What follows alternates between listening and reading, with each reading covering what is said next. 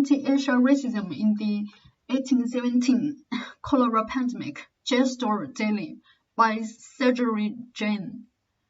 There has been plenty of a comparison between the coronavirus pandemic and its 19th century equivalent.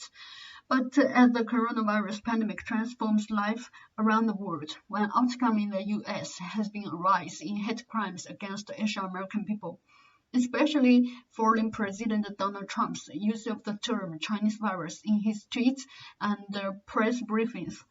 Chinese virus is an unwitting echo of the past, an echo of a time of cholera. Across the US, Asian Americans are being attacked and harassed. Tellingly, it is in the language of your hygiene that many of these incidents take place. In New York City, a man allegedly called an Asian woman diseased before physically attacking her. In Los Angeles, a man ranted at a Thai woman, accusing all Chinese people of being filthy. A number of articles have appeared in sources of varying credibility, criticizing Chinese wet markets and traditional medicine practices, again assigning a kind of deeply cultural culpability for disease.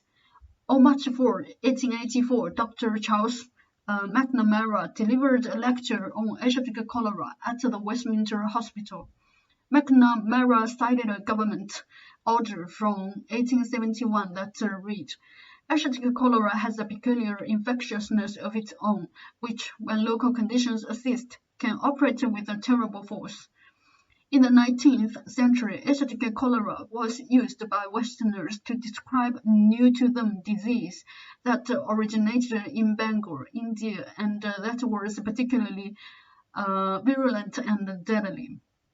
The term was also used to define a whole subcontinent as diseased and unhygienic. South Asia was cast as being in some way to blame for a cholera that ravaged it just as seriously, if not more seriously, as it did Britain.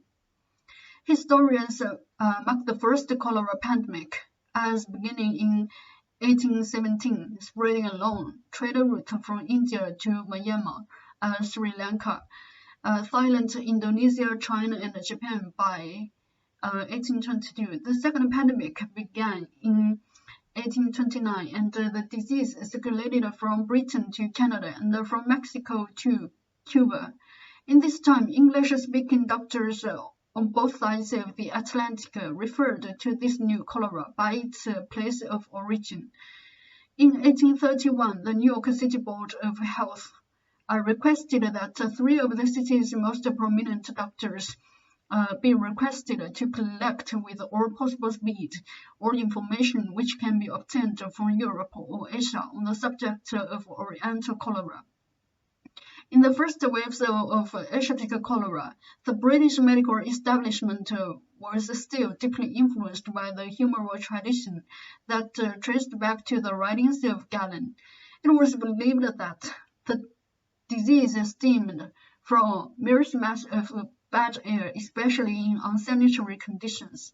In the first half of the 19th century, British doctors accepted some of the knowledge of Indian practitioners of Hindu Ayurveda or Muslim Unani. The commonly held belief was that it was the warm climate of India that exposed British soldiers to disease, an issue wealthier British colonizers avoided by sheltering in hill stations set on higher ground. Then, in 1854, a physician named John Snow proved that cholera was transmitted through water, and with this discovery, methods of responding to cholera changed drastically. British understandings of sanitation, hygiene, and disease transmission advanced rapidly, but rather than leading to a common understanding that disease is an individual, not environmental phenomenon, British doctors began to deride Indian hygiene. As the historian David Arnold writes in the journal Past and Present, the Indian origins of cholera and its almost global dissemination from Bengal made the disease a convenient symbol for much that the West felt or despised about a society so different from its own. One of the strongest expressions of this antipathy arose from the epidemiological connection between cholera and the Hindu pilgrimage. Existing fears about Indian society were paired with the anxiety that surrounded the potential advance of cholera. Arnold's research shows that medical professionals too relied on moral judgments and broad generalizations in characterizing India's own pilgrimage. The Sanitary Commissioner of Bengal, Dr. David Smith, wrote scathingly on disease and unsanitary conditions in the Hindu pilgrimage to the god Jagannath. The human mind can scarcely think lower than it has done in connection with the appalling degeneration of idol worship at Puri. By 1892, Dr. William Ingerson wrote in an article, Oriental Pilgrimages and the Cholera. The most riotous imagination could scarcely exaggerate the filth of India and Egypt and of the Hindu and Mohammed pilgrims. For when people use the same water for bathing, washing soiled clothes, and drinking, they are scarcely ripe for moral suasion. So long as the pilgrimages continue, Europe and this country will be endangered and will be visited by cholera.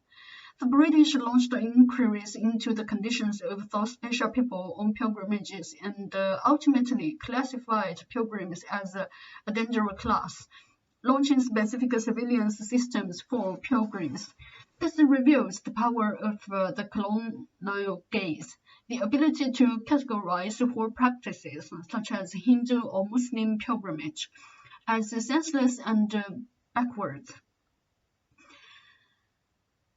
David Arnold, the historian, closes his illuminating work on cholera and colonialism in British India like this. Like any disease, cholera has itself no meaning. It is only a microorganism. It acquires meaning and significance from its human context.